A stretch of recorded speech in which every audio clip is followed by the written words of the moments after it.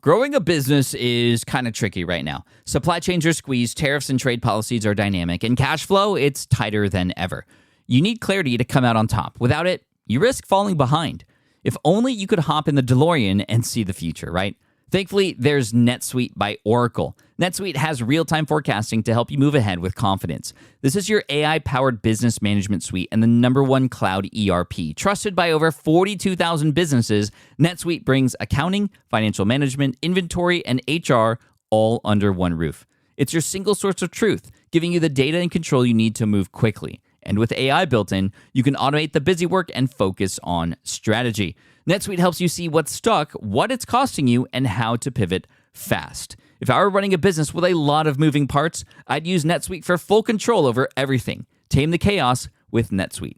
If your revenues are at least in 7 figures, download the free ebook, Navigating Global Trade, 3 Insights for Leaders at netsuite.com/SPI. That's netsuite.com/SPI. The perfect product launch. It's the goal for every brand marketer. High heat, fast sellout, and fans posting recipes like trophies. What do Sydney Sweeney's soap drop, Taylor Swift's tickets, and your next launch have in common?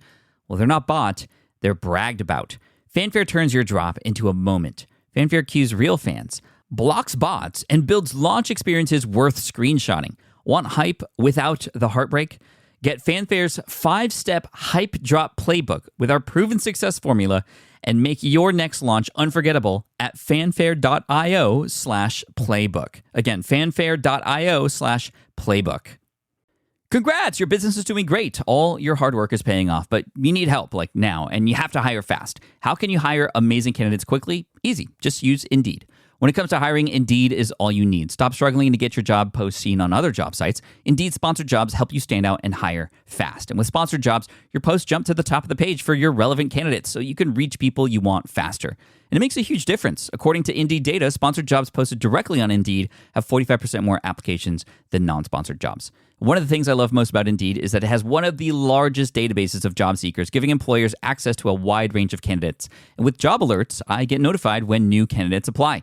And with Indeed sponsored jobs, there's no monthly subscriptions, no long-term contracts, and you only pay for results. So how fast? Well, in the minute that I've been talking to you, 23 hires were made on Indeed, according to Indeed data worldwide. There's no need to wait any longer. Speed up your hiring right now with Indeed. And listeners of this show will get a $75 sponsored job credit to get your jobs more visibility at Indeed.com/smartpassive. Just go to Indeed.com/smartpassive right now and support our show by saying you heard about Indeed on this podcast. Indeed.com/smartpassive. Terms and conditions apply. Hiring, Indeed, is all you need. This is the Smart Passive Income Podcast with Pat Flynn, session number 11. What up, yo? Welcome to the Smart Passive Income Podcast, where it's all about working hard now so you can sit back and reap the benefits later. And now your host. He's half Filipino, a quarter Irish, an eighth Polish, and an eighth Russian, Pat Flynn. While DIY website tools are everywhere, most fall short on design and performance. Hit publish. Framer ships your site worldwide in seconds. No code, no compromises. Framer is a powerful, user-friendly platform that delivers developer-level results without writing a single line of code. Make your designs move and convert with Framer. Framer brings your site to life with powerful animations, dynamic content handling, and a design-first approach that helps your site stand out. Framer is the design-first, no-code website builder that lets anyone ship a production-ready site in minutes. Browse hundreds of pixel-perfect templates or even design something of your own on a totally blank canvas. Add bold animations like appear effects, text effects, scroll and looping animations, and much more in seconds. And it's free to start. The built-in AI handles the heavy lifting of generating starter layouts and can even translate your entire site to any language. On the back end, you'll get responsive breakpoints, built-in hosting, a flexible CMS, and privacy-friendly analytics. Ready to build a site that looks hand-coded without hiring a developer? Launch your site for free at Framer.com and use code SPI to get your first month of pro on the house. That's Framer.com, promo code SPI. Framer.com, promo code SPI. Rules and restrictions may apply. Running a business means legal questions are inevitable. Is this contract or agreement solid? What can I do if a client won't pay me? Am I set up properly for taxes? Well, rather than trying to navigate all of this on your own or searching endlessly online, imagine having a law firm on your side without the high hourly rates. That's exactly what Legal Shield's small business plans offer. With Legal Shield, entrepreneurs get access to real legal support, contract reviews, collection letters, guidance on business formation, and even help handling IRS audits. Members can book consultations, upload documents through the app, and work with a provider law firm that understands small business laws in your state. You also get proactive help on tax and trademark questions so you can stay ahead of legal risks. And if a client delays payment, Legal Shield can send professional collection letters to help you recover what you're owed, all for a fraction of what traditional attorneys charge.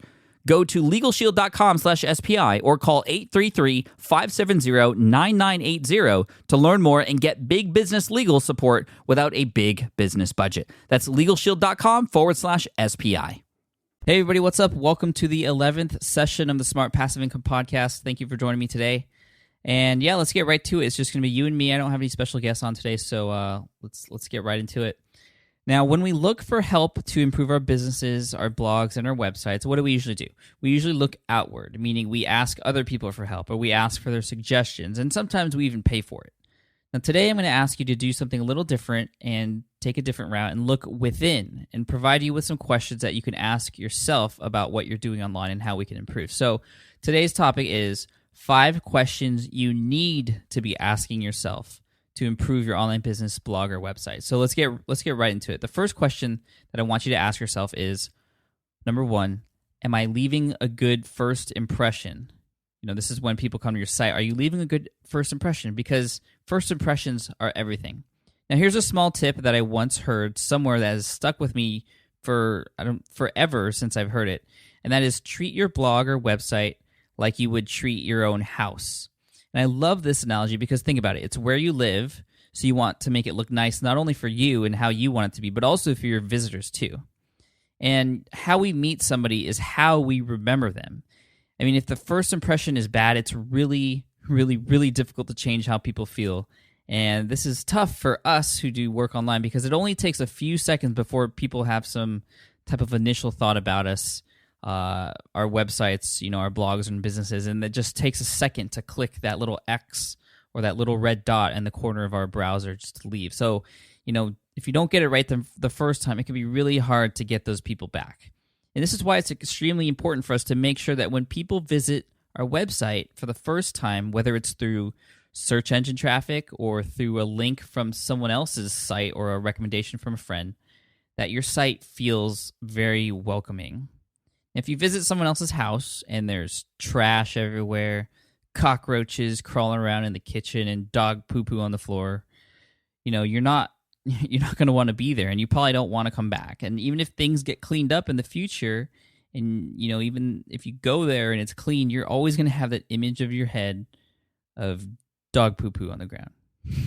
So again, treat your blog like you would your own house. Clean it up, make people feel welcome, offer them a drink, let them sit down, let them relax, let them get to know you a little bit better before you hit them with a sale or an advertisement or a pop-up or something. So when all this, you know, your blog should be a home talk, translates to websites and blogs, this means 1, introducing people to who you are and what your site is about. Now, the big question is, are you on the site? You know, it's okay to be a little bit personable on your site. I mean, when you invite someone over to your house, you're not wearing a mask, you know, when you meet and greet them at the door, are you? Or you know, you wouldn't even not mention your name. But I see so many websites out there that are just hiding their identity. If they're hiding their identity, they're probably hiding something else. And that kind of just doesn't give me a good feeling. And I know it's the same way for a lot of people. And I know because I am Pat Flynn. I am this guy who shows, you know, a picture or two of his son. And, you know, I showed a little dance number at my wedding with my wife. You know, I know that helps me connect with people a little bit more. And it helps me stand out from the crowd, and it leaves a good first impression when people see my face right away, you know, in that little about me area on my blog. So that's the first thing you could do. Second thing is no pop-ups. And I know this can turn into a huge debate because pop-ups work. They do absolutely work. So if you're looking to increase your your email list, the number of subscribers on your email list, a pop-up will work. I mean, Michael Dunlop, who was a guest on the show not too long ago, he created a plugin called Pop-Up Domination that, you know, everyone who uses it has seen improvements in their subscriber numbers. But, it's a pop-up, and a lot of people don't like pop-ups, and I don't like them because it's like, if we were to go back to this house example, it's just like if someone were to come into my house for the first time and I immediately shove a piece of paper in their face that says, hey, join my club or something, or, buy my product. You want to get to know these people first, get them to what I want to happen with my email list is I want people to look for me and subscribe. I don't want to shove something in their face. And I mean, when you're setting up your blog, you should give people opportunities. You should design it in a way such that it's easy for people to access those places where they can subscribe to your email list or your blog or your RSS feed or whatever. But a pop-up it just doesn't do it for me. And I know a lot of you might consider otherwise. You might think otherwise, but that's just how I feel, and something that I think a lot of people will see a pop-up right away and just leave your website without even reading your content or knowing how awesome you are. So that's my number 2 rule as far as treating your blog like a house. Number 3, easy to read and navigate through your site. Can people in your house find their way around? If you tell people the bathroom is down the hall, right at the second intersection, 2 lefts, then you make a U-turn until you see a cowboy who will then tell you the direction the bathroom is depending on the time of day. It's not going to be very fun. And online especially, the less people have to think, the less kind of loops and, different paths people have to take to get to a certain place that they want to get to, the better. So make it easy for people to navigate through your site. That's hugely important. The number 4 rule is no heavy advertisements. And, I've been on blogs and sites where the ads just take over. I mean, there's more ads than there is content. And what does that tell me about the purpose behind why that person is writing content or why that person created that website in the first place? It doesn't, it's probably not helping me. And so I'm out. I'm just going to leave. So, I do have some advertisements on my blog on the sidebar, but it's below the fold. I like to leave a good first impression with no advertisements right when people get there until they scroll down. And then they'll see those recommended products, which I've used and highly recommend. No pop-ups. It's really easy to read through my site. It's easy to navigate. And I am on the site. The picture of me shows up right away. So these are all things that are important in leaving a good first impression, things that I want you to think about.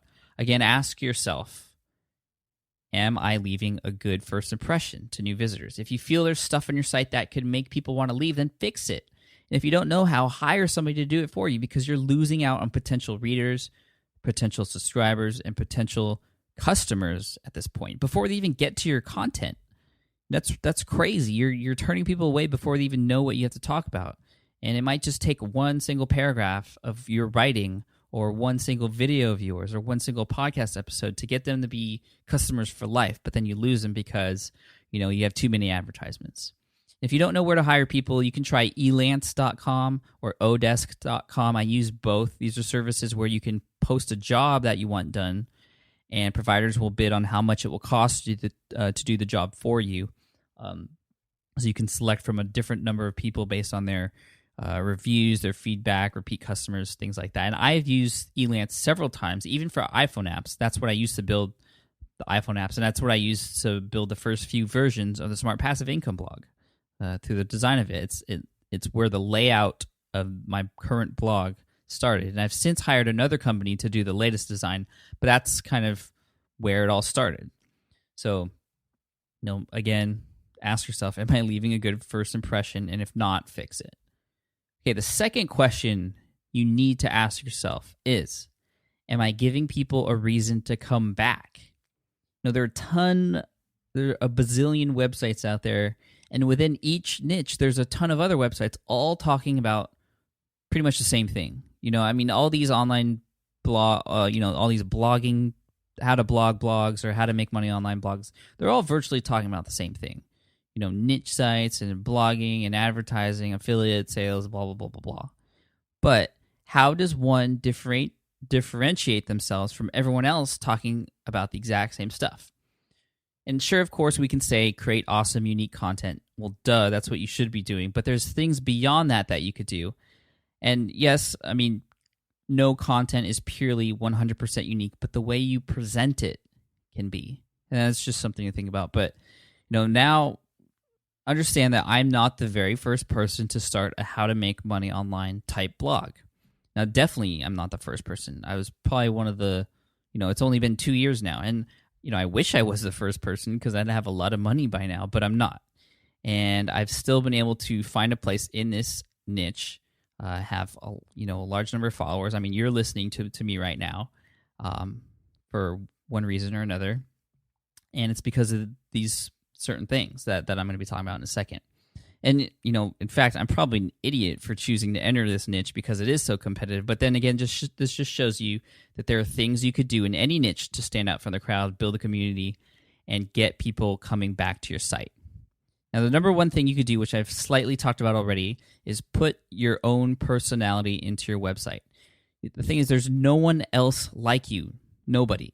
So there's honestly no better way to stand out from the crowd, make your blog or website or business unique, and make people subscribe to you and keep reading your content than just being you.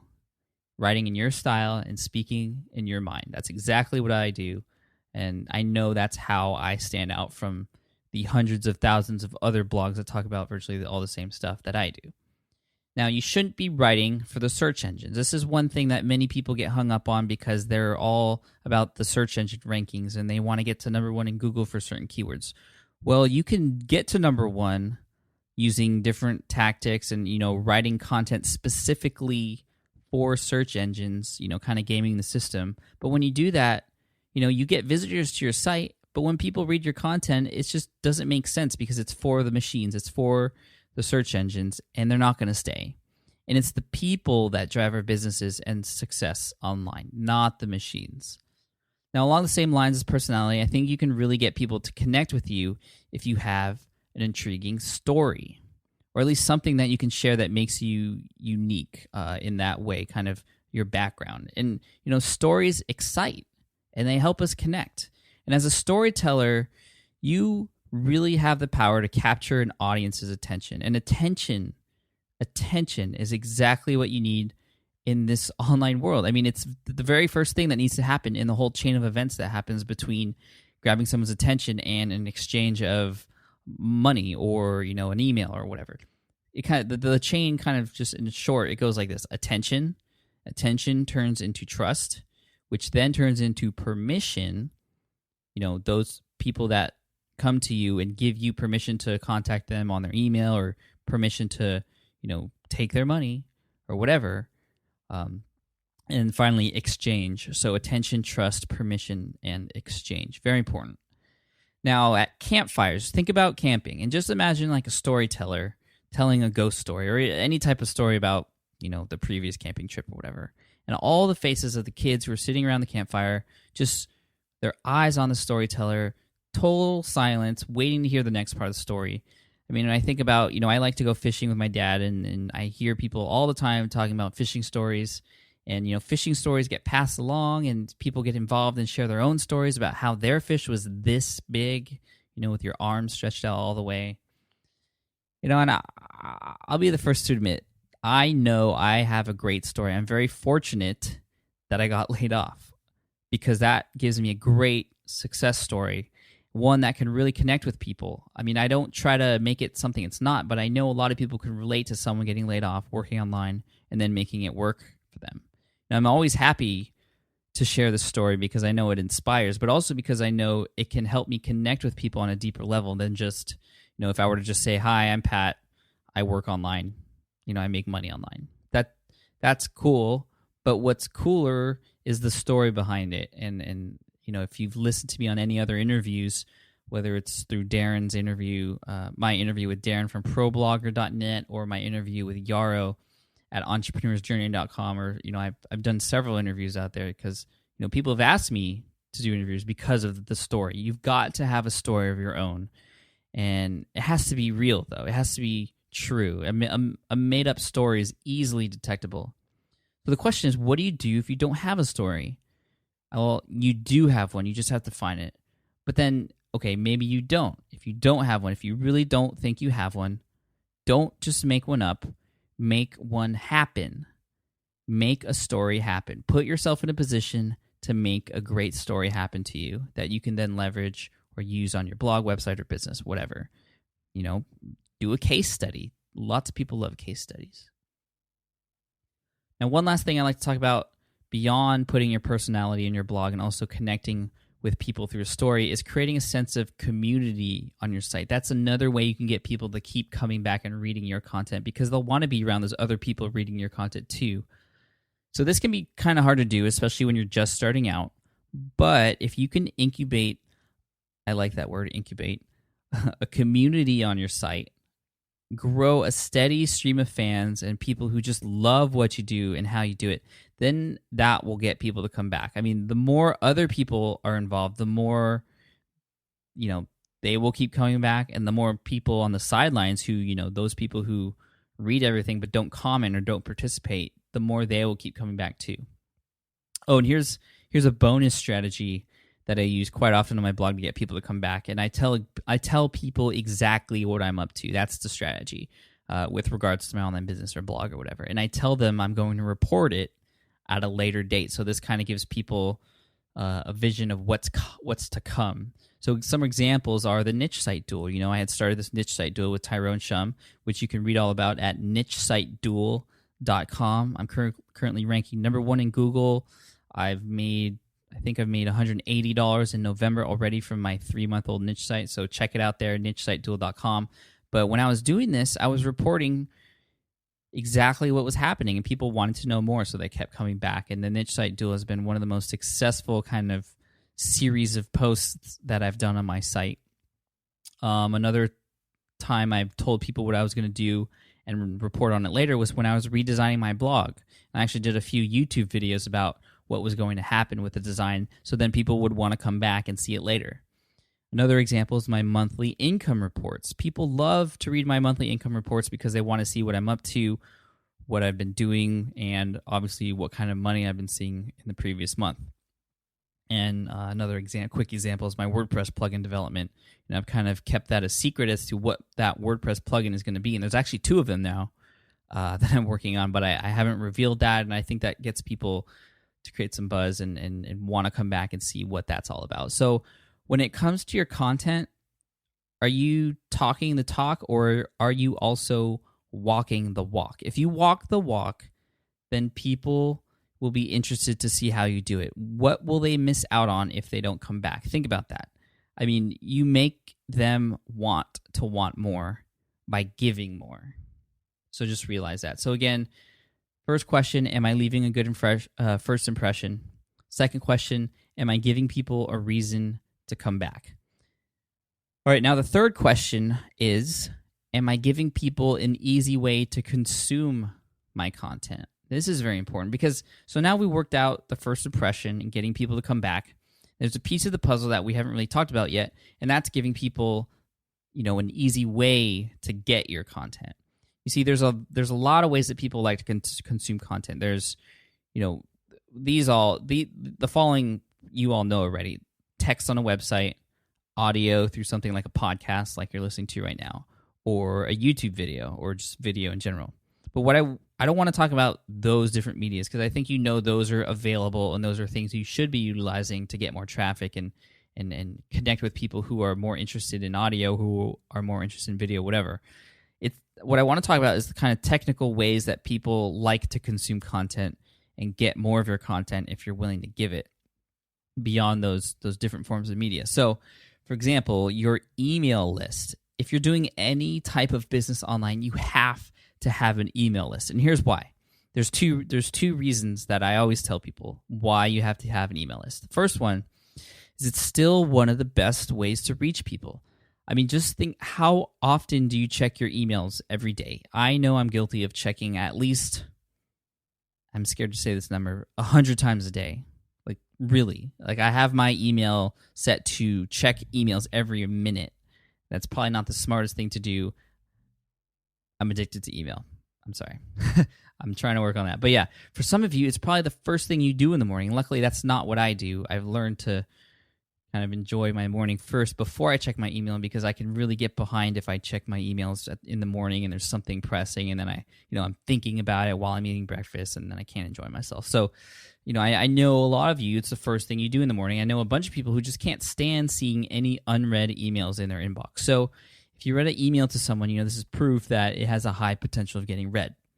So the second reason, the first one was, it's just a great way to reach people. Number two is, what if your business or your website shuts down tomorrow, or Google dies, or, something totally unexpected happens and your website gets hacked and it's unusable? There's no better way to contact the people who were once on your website, who are your followers, fans, subscribers, than via your email list. It's basically your lifeline, because without that, you've got nothing. I mean, you can't contact your RSS subscribers, which are people reading your content through a Google Reader. I can't contact you just because you're a listener through this audio, whether through iTunes or on my blog. There's no way I can reach out to you unless you're on my email list. And if I lost my blog today, I know I could easily start a new one and get it up and running in no time, because I have a large community behind it on my email list. So, that's really important, and that's kind of a safety line. And, beyond those reasons, it's also just a really personable way to contact people. People see emails and they see them as, time taken to write a specific message to that person. And it's another way for them to consume your content and better connect with you and what you do. So, if you're interested in starting an email list, I have a whole post that's all about starting a newsletter, how to set it up, all the right, bells and whistles with that. So check that out. It's my beginner's guide. It can be found at smartpassiveincome.com/email list. That's 2 L's, no spaces, smartpassiveincome.com/email list.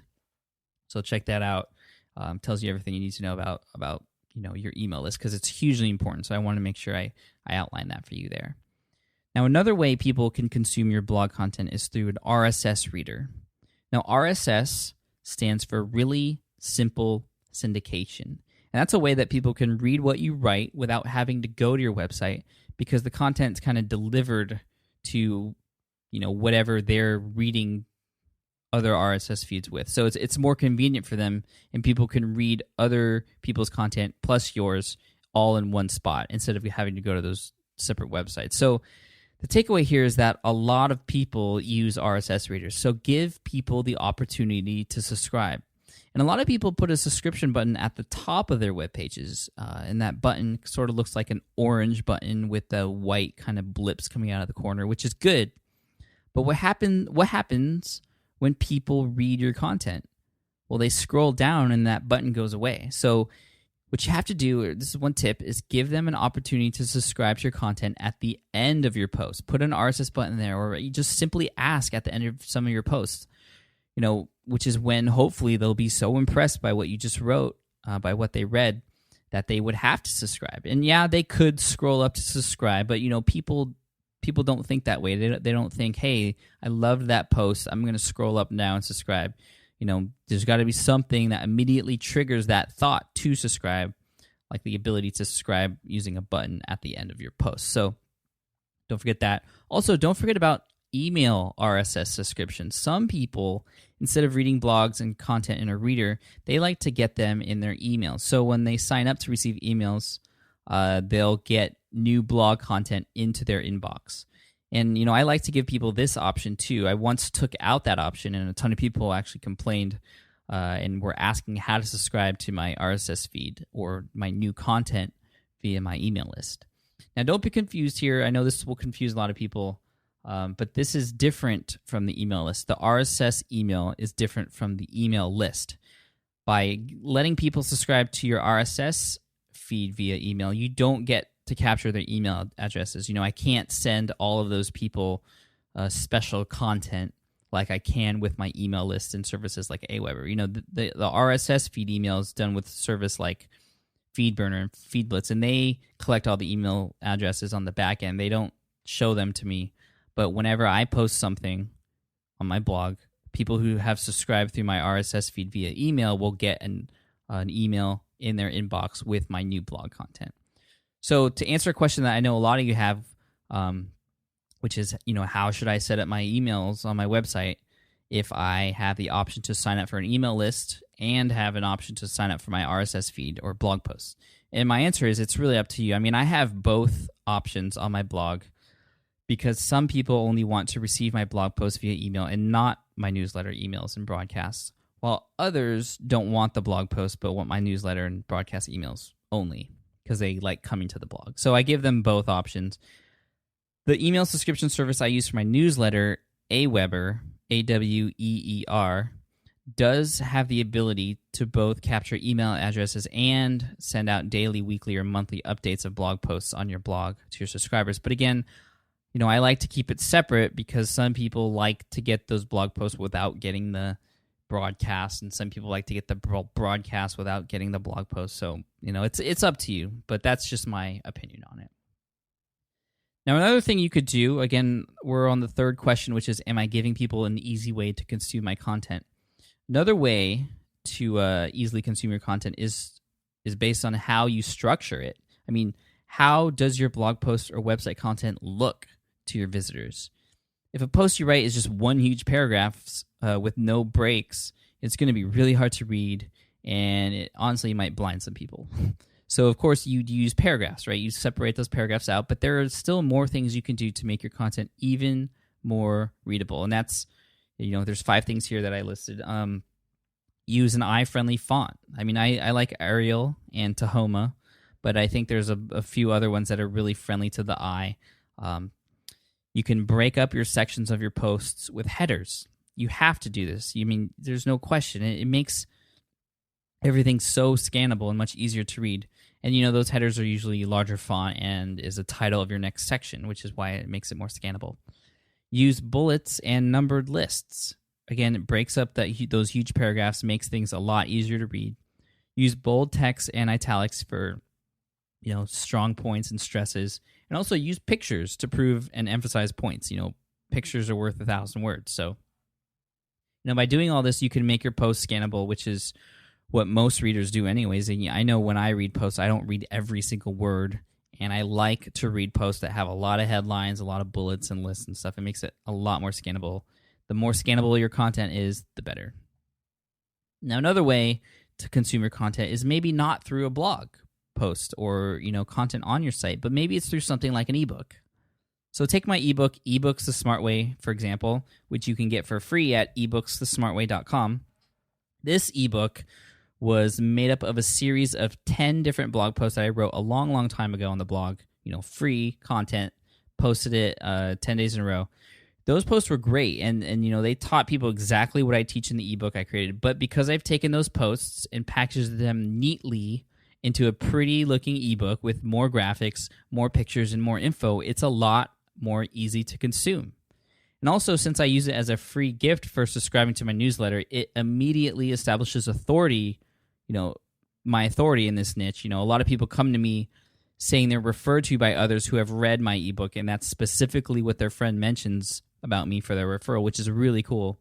And it helps bring in more subscribers. And I think I'm currently averaging between 50 and 60 new subscribers each day, which is totally awesome. And again, so check out ebooksthesmartway.com to check out how I structure my ebook, how the delivery process works, and you'll get on my newsletter, which is not, I don't sell anything on the newsletter. I don't force you to buy anything. It's purely content. Again, that's just another way I'm trying to stand out of the crowd. So many people complaining to me lately about just getting bombarded with sales and affiliate sales in their newsletter. So I'm kind of taking a different route with it. So go ahead and check it out, ebooksthesmartway.com. All right, so let's get to the fourth question. Again, just to review really quick, the first question you should ask yourself is, am I leaving a good first impression? Secondly, am I giving people a reason to come back? Third, am I giving people an easy way to consume my content? Now, number 4, is my content shareable? Now, the big question is, is your content shareable? Can it easily be shared with people?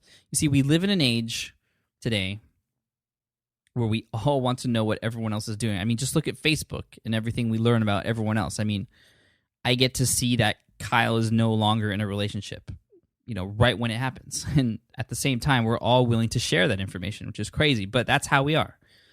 And when it comes to our online businesses and blogs, people will share what you wrote or what you spoke in a video or filmed with others or spoke on a podcast, whatever. You just have to give them an easy way to do it. So this means utilizing share buttons like the Twitter retweet button or the Facebook like button on your blogs. There's a really cool plugin called Share Bar, which you'll see if you go to my blog, go to a specific post, you'll see a little thing on the left-hand side that has a like button and a Twitter retweet button. And when you scroll down, it kind of follows along with you. So that's a WordPress plugin. Again, that's called Share Bar. Furthermore, you can make it easy for people to stumble your site, which is a fancy term for bookmarking it to the bookmarking site Stumble Upon. And these are all social bookmarking websites like Dig or Delicious, giving people an easy way to do that. And it really just takes one influential person to read your content and share it with their followers before you get huge amounts of traffic and new subscribers and potential customers. I mean, their followers will come by, then some of them will share it with their followers who retweet and share it with their followers, and so on and so forth. So it really takes a viral effect, this whole sharing thing and everything, all the different technologies and different services and websites out there that enable us to do that. It's so incredible. And also think about this, like, are you giving people a reason to share? I mean, some people will do it just because that's what they do. I mean, some people who follow me share everything I put out, which is awesome. Thank you guys for doing that.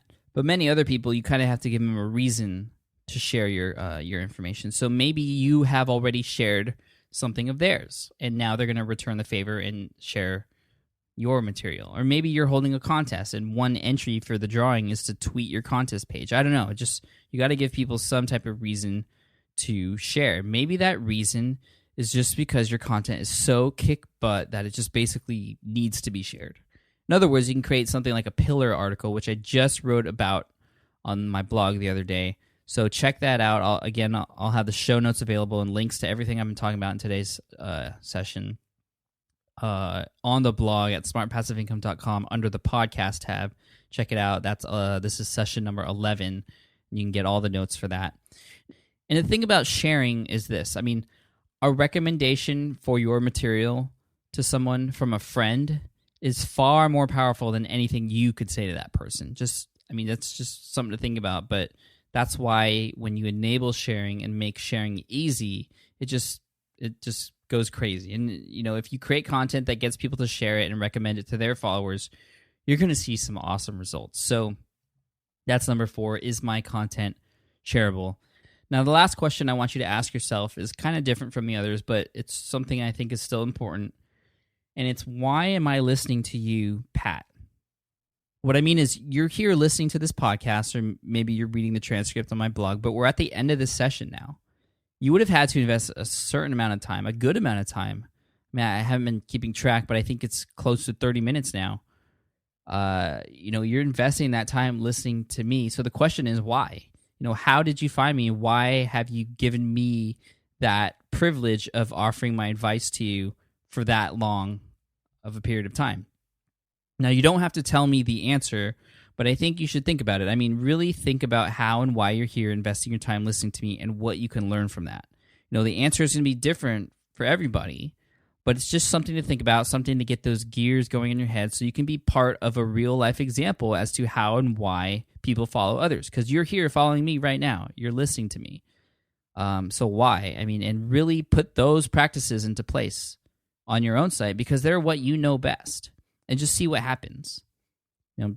Again, just something to think about. So, I hope you enjoyed that last question.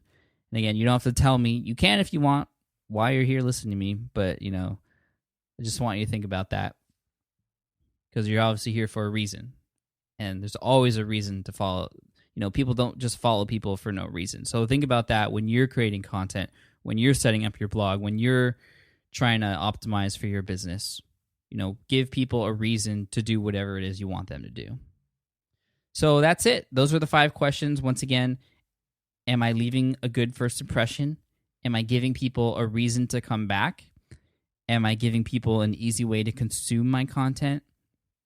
Is my content shareable? And why am I listening to you, Pat? So yeah, that's it. I hope you guys enjoyed this session of the Smart Passive Income podcast. Like I mentioned, the show notes are available on the blog at smartpassiveincome.com. And again, I'd love for you to check out my newsletter and get your free copy of eBooks the Smart Way at ebooksthesmartway.com. And again, an ebook is exactly how I got started in this business, and I share everything in that ebook. And yeah, so check it out. Thank you guys so much for your support. I really appreciate it, and I hope to hear from you soon. And I'll see you in session number 12. Peace. Thanks for listening to the Smart Passive Income Podcast at www.smartpassiveincome.com.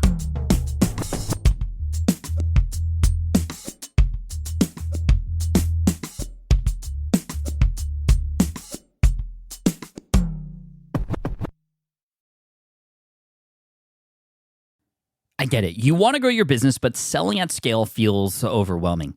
You're drowning in complicated funnels, creating different lead magnets, or constantly posting on social media. And that gets exhausting fast, especially when you're trying to sell to hundreds or thousands of people. But what if you could sell at scale with a simple, powerful quiz? A score app quiz or assessment asks your audience key questions and gives them instant personalized results based on their answers. Your audience gets to know where they are now and shows them the steps they need to hit their goals. You can set up a quiz in minutes using Score App's templates and have a powerful lead magnet that'll do the selling for you. The best part is your audience actually wants to take this quiz, and you build huge amounts of trust before you even make a single offer. No hard sales, no chasing leads, just value at scale.